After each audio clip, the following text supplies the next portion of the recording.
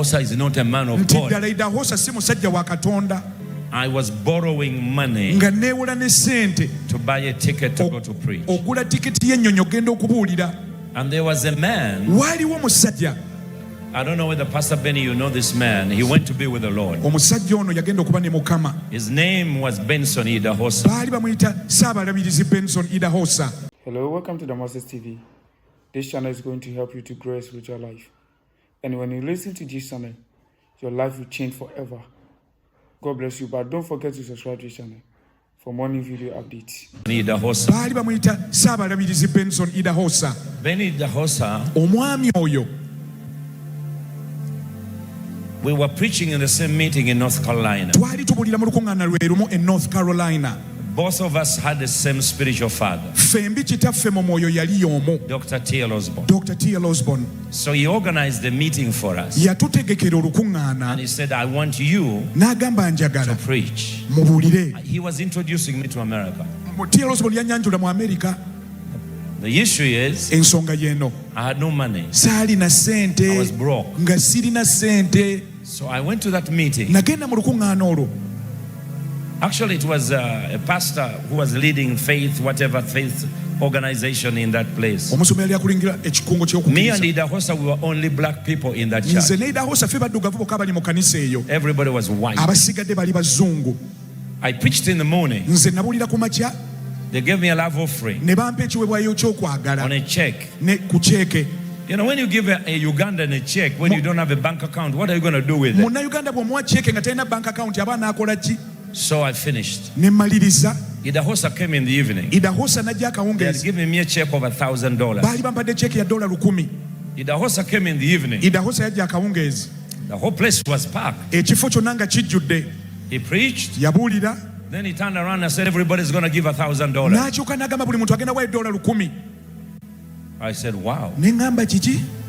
I thought he was raising offering for me. He said, we're going to build this church. My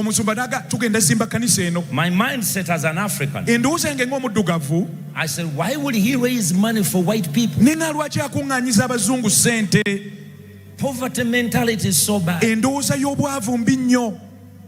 Because you always think it's about me. He said, you should be helping me. I'm fellow African. And he turned around and said, we are starting with Uganda. I said, you are joking.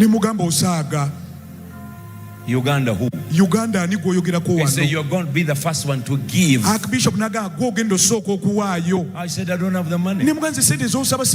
He said, you're giving. Then he turned on me. He said, you're the one keeping African poverty. You're giving $1,000. I said, I don't have it. He said, you have it. I thought the pastor told him. So all of a sudden, I switched from English. I started quarreling in Luganda. Because English, you can't quarrel much. The man is Nigerian, doesn't know Luganda. He turned around and said, you are quarreling, but you're going to give it. And he was a big guy. I was 21 years old. This was my life. So he told everybody to give. A lady came to give me $800 that I may add on. And when that happened, Idahosa got the money. He threw it back in the eyes of the lady. He said, you don't have the power to deliver this man. He has to sow a seed by himself. Now the lady began to shake, either by intimidation or by anointing. I thought she's going to die. And I said, they're going to arrest us. That these black people killed an old woman. So I was also either afraid of fear, I pulled out the check. Endorsed it to the church and I gave it.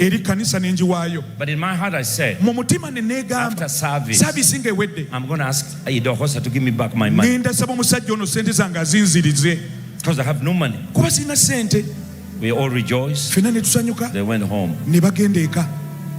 To make the whole story short, I thought Idahosa was going to give me my money. Pastor Benny, early morning he left. When we woke up, I was stuck. I have no money. Idahosa is gone. I shouted, Idahosa is not a man of God. The pastor looked at me and said, huh? What are you talking about? He's a man of God. I didn't tell him the story. Pastor Woodrow Walker, Atlanta, Georgia. He saw me, he said, I've been looking for you. Can you come to my church? So we went to his church. I preached Sunday. I tell the people, they put me in a presidential suite. That was my first time. And what happened was, after 7 days, miracles had happened. The church made a party for me. They gave me 3 envelopes. $3,000 for my ticket. $7,000 cash, my offering. We were building that building. They gave me a check of $25,000. When I got hold of it, I shouted, Idahosa is a man of God. And the pastor said, yeah. By the way, he came back. He was preaching at Chapel Hill. Can I call him? Then I remembered he will be asking for my money. I said, no, don't call him. But that was a turning point in my life. The